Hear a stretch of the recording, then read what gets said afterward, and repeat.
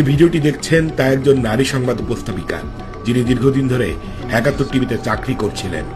৫ই আগস্ট পট পরিবর্তনের পর তাকে বাদ দেওয়া হয়, কিন্তু তিনি ফেরত এসেছেন। বাদ পড়া অনেকে ফেরত আসতে না পারলেও তিনি ফিরেছেন, কারণ তিনি খুশি করতে পেরেছেন এই টেলিভিশনের বর্তমান সময়ের প্রভাবশালী একজন সদস্যকে। আর সেই প্রভাবশালী সদস্যের নাম মহিম মিজান, ৭১ টিভির সিনিয়র ক্রাইম রিপোর্টার। ৫ আগস্টের পর এই নারী উপস্থাপিকাকে প্রথমে বাদ দেন প্রতিষ্ঠানটির বর্তমান সিওও শফিক আহমেদ। প্রায় ২ মাস তিনি কোনো সংবাদ উপস্থাপনা করেননি। তখনই তাকে টোপ দেন মহিম মিজান, নিয়ে যান তার বাসায় এবং লিপ্ত হন অসামাজিক কর্মকাণ্ডে। এই অসামাজিক কর্মকাণ্ড শেষে ওয়াশরুম থেকে ফেরার সময় নিজের মোবাইল ক্যামেরায় গোপনে ওই নারী সংবাদ উপস্থাপিকার ভিডিও ধারণ করেন মাহিম।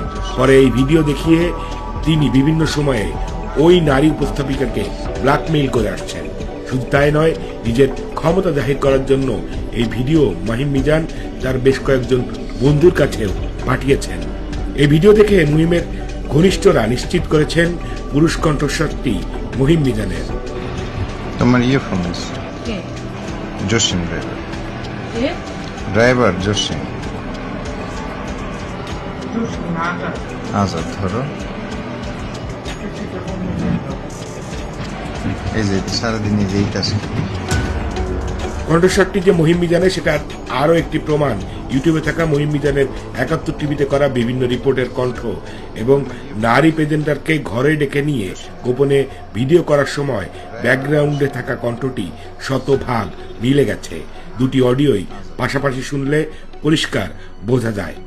আনোয়ার লেজমানের হত্যাকাণ্ডের আরেকটি আপডেট, সেটি হচ্ছে যে ২৮ মে সঞ্জীবা গার্ডেনের সুয়ারেজ ট্যাঙ্ক থেকে যে মরদেহের দেহাংশ পাওয়া গেছে, মানুষের মাংস পাওয়া গেছে, দেহাংশ পাওয়া গেছে। তোমার ফোন আছে? জসিম ড্রাইভার জসিম আজাদ, ধরো।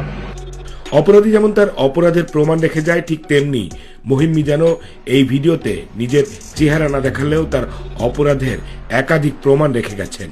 মহিমের বাসায় বহুবার গিয়েছেন এমন অন্তত ৮ জনকে এই ভিডিওটি দেখিয়ে এই স্থানটি কোথায় জানতে চেয়েছি আমরা। তারা সবাই একবার দেখেই বলে দিয়েছেন এটা মহিম মিজানের বাসার বেডরুম। প্রমাণ হিসেবে ভিডিওতে থাকা মহিম মিজানের বিশেষ নকশা করা কার্পেট, লাল রঙের টুপি, টেবিল ল্যাম্প, জানালার পর্দা, আলমারি সবকিছুই হুবহু মহিমের শোবার ঘরের সাথে মিলে যায়। আরো নিশ্চিত হতে এই ভিজুয়ালকে ভিত্তি করে অনুসন্ধান করি আমরা। ভিডিওতে একবার দেখা যায় ক্যামেরাটি পাশে থাকা টেবিল ল্যাম্পের দিকে ঘুরছে। সেখানে টেবিলের উপর অন্যান্য জিনিসের সাথে একটি ঘড়ি এবং একটি সানগ্লাস দেখা যায়। মহিম মিজানের ফেসবুকে তার এই ঘড়ি এবং সানগ্লাস পরিহিত অবস্থায় একাধিক ছবি রয়েছে। সহকর্মীকে বাসায় ডেকে নিয়ে গোপনে ভিডিও করা ব্যক্তিটি যে মহিম মিজান ছিলেন সেটার আরো প্রমাণ ভিডিওতেই রেখে গেছেন মহিম মিজান।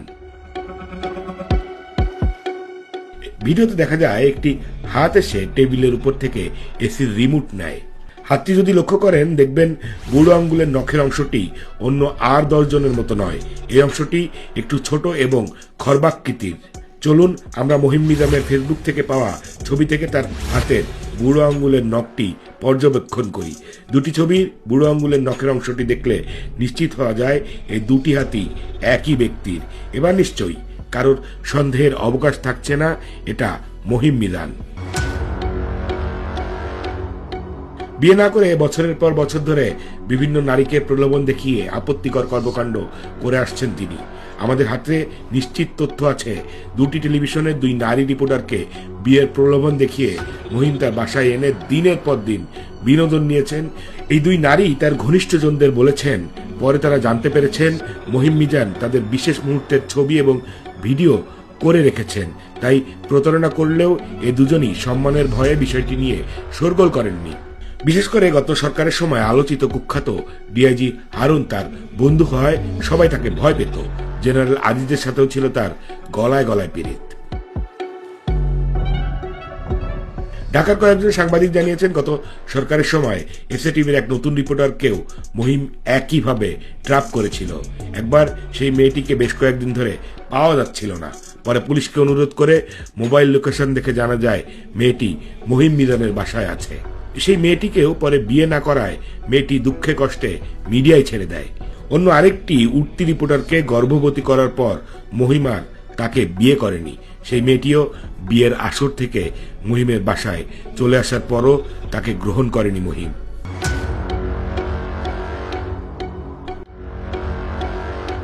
একটা মানুষ কতটা বিকৃত রুচির হলে তার সহকর্মীকে বাসায় ডেকে আমোদ ফুর্তির পর তার আপত্তিকর ভিডিও গোপনে ধারণ করে রাখে। এই মহিম মিজানের পৃষ্ঠপোষক হল ৭১ টিভির সিওও শফিক আহমেদ। প্রায় তারা একসাথে বিভিন্ন জায়গায় ঘুরে বেড়ায়। গত বছর যুক্তরাষ্ট্র ও কানাডায় ২০ লাখ টাকা খরচ করে ১ মাসের ট্যুর দিয়েছে দুজন। নারী গঠিত এসব অপকর্মে শফিকের অংশগ্রহণ আছে কিনা তা নিশ্চিত না হওয়া গেলেও অনেকেই এ বিষয়ে সন্দেহ প্রকাশ করেছেন। তা না হলে বাদ দেওয়া উপস্থাপিকা মহিমের সাথে বাসায় ঘনিষ্ঠ হওয়ার পর আবার শফিককে খুশি না করেই কিভাবে চাকরি ফিরে পেয়েছে, এই প্রশ্ন অনেকেরই।